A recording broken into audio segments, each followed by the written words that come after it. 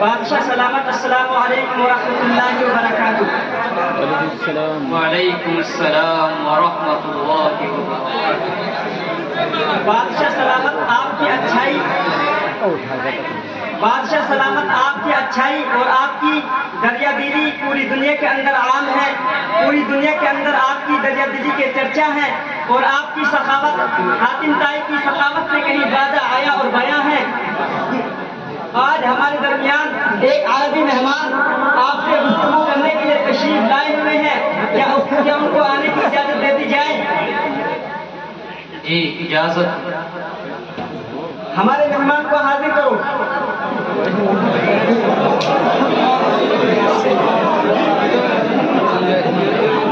السلام علیکم ورحمۃ اللہ وبرکاتہ۔ وعلیکم السلام ورحمۃ اللہ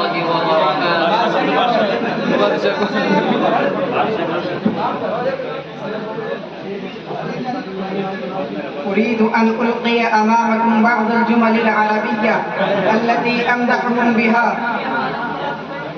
وزیر صاحب یہ کیا کہنا چاہ رہے ہیں؟ بادشاہ حضور، جیسا کہ آپ کی ثقافت پوری دنیا کے اندر عام ہے، یہ عربی زبان میں آپ کو کچھ تعریف کرنا چاہتے ہیں اور آپ سے اجازت کے طلبگار ہیں۔ جی اجازت ہے۔ يا أيها الملك الجائر والسلطان الجائر، الله عنقك وبدد ملكك وأزال عزتك وكسر شوكتك وأذهب هيبتك ومحى آثارك وأباد ذكرك، وقد أفسدت الملك وظلمت الخلق وبدلت الدين وأكلت الخبيث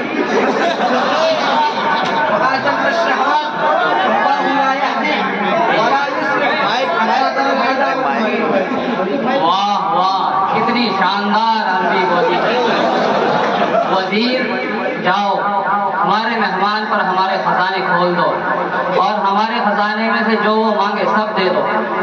بادشاہ حضور، طبیعت تو نہیں چاہتی لیکن بادشاہ کا حکم سر آنکھوں پر۔ چلیے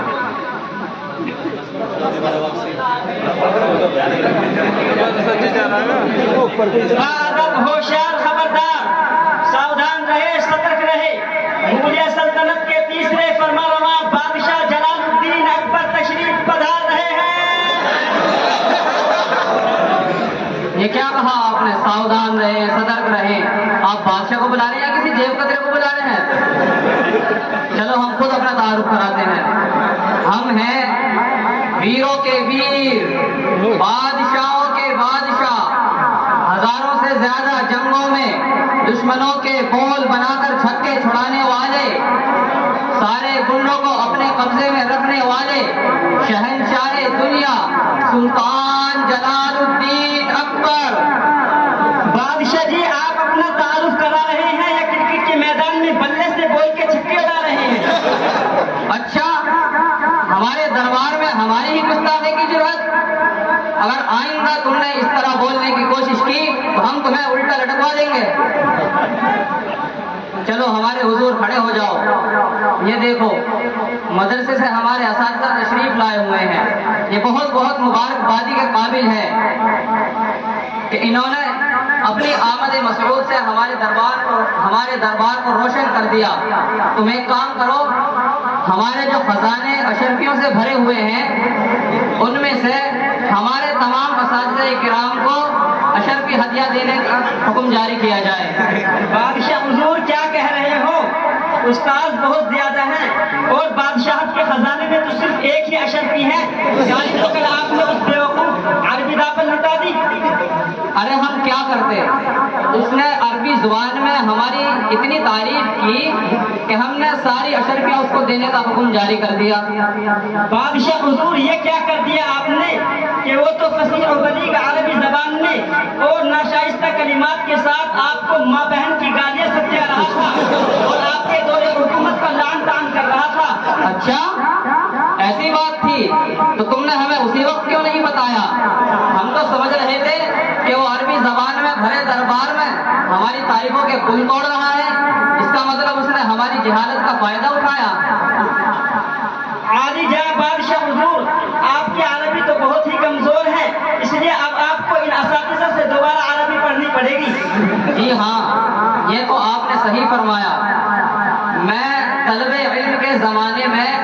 اساتذہ کو دھوکہ دے دے کر گھنٹے چھوڑا کرتا تھا اور بادشاہت کے خواب دیکھتا تھا۔ اب مجھے سمجھ آیا کہ عربی زبان سیکھنے کی کتنی سخت ضرورت ہے۔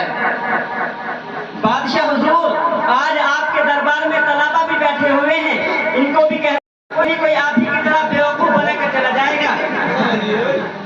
ہاں تو بچوں، اپنی پڑھائی کے ساتھ ساتھ عربی زبان میں بھی خوب محنت کرو تاکہ کل تمہیں بھی ہماری طرح شرمندگی نہ اٹھانی پڑے۔ اب دیکھو ہمارے خزانے بھی لٹ گئے اور ہماری عزت بھی نیلام ہو گئی۔